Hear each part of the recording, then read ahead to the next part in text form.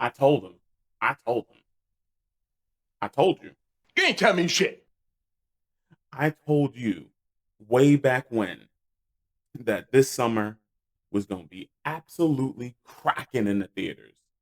I told y'all we was going to get a whole bunch of good movies, and so far this summer has been signed, sealed, delivered. This summer has been absolute fire to be in the theaters for.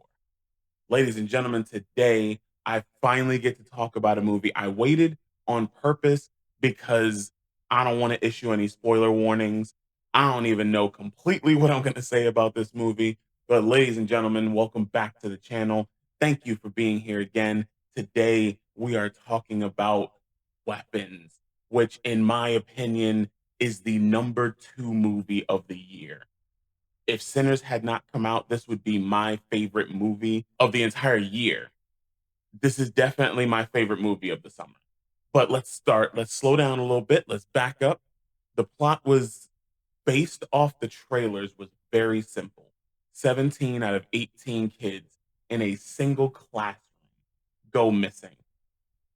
Obviously, the parents want to know what the teacher was doing in that classroom.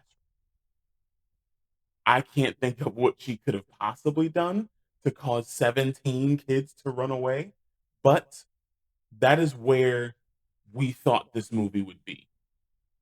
Now, one of the my favorite things that I enjoyed about this movie is that we got to see this movie from different perspectives. I thought we were just going to be seeing it through her eyes and unraveling the mystery that way. But I love the fact that this movie incorporates multiple different characters and their point of view as to how the events in this town unfolded. This movie is so damn good. The acting, everybody in this film did an absolute amazing job. They knocked it out of the park. The betrayals seem real. The parents seem very upset, very frantic. This movie just had everything. The music in this one is so good, so good. It conveys an every emotion that it needs you to feel in that moment. If it's gonna be a little campy and kind of funny, they either drop the music or they gave you something lighthearted. But when things got serious, they got deadly serious. This movie, it hit. This film even had a little bit of comedy in it. Now, normally when a movie has a more serious tone, I kind of want to stay away from any comedy stuff because I feel like that kind of takes away from the severity of the moment.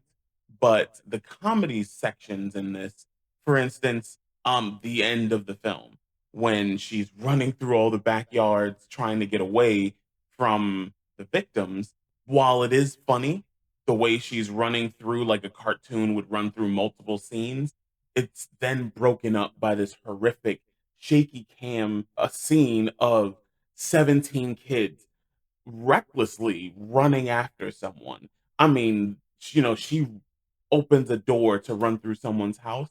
The kids not only jump through the windows, but they jump through the glass door. And while it was funny watching her running with her hands in the air, like, the horrific scene of the stampeding children coming after her with bloodlust puts you right back in that moment. And they do this several times throughout the movie, which makes it so much fun to watch.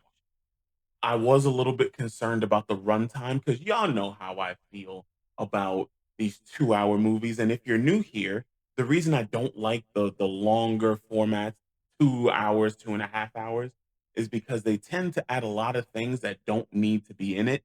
And there is a film that did that we're going to be talking about in the next video where if you shortened some of those lengthier scenes that didn't really have much in way of advancing the story and it's just more of a glamour shot, it slows the movie down and it drags it out and you start thinking about like when is this going to end instead of just enjoying the cinematic experience. And this movie did not do that.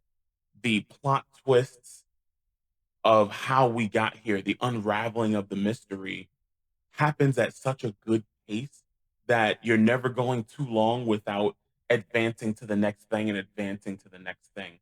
While they do a little bit of character development so that we can kind of understand who these people are and get to know their personalities, they also don't forget to keep pushing the story just a little bit further and a little bit further, and switching perspectives also helped with the pacing because we're not just watching one person go on and on and on. We're getting a lot of different stories, a lot of different people, a lot of different acting styles. Everything works. Ladies and gentlemen, I feel like I have already said way too much about this movie. If you have not seen Weapons, someone at my job, never even heard of it. But if you have not seen Weapons and you are looking for a good, solid, fun, but yet scary horror movie to go see that is not just this overly graphic mess, Weapons is it. Definitely go see it. Ladies and gentlemen, I want to thank you for being here again. Don't forget to like, comment, subscribe, and I will see y'all in the next video. Peace.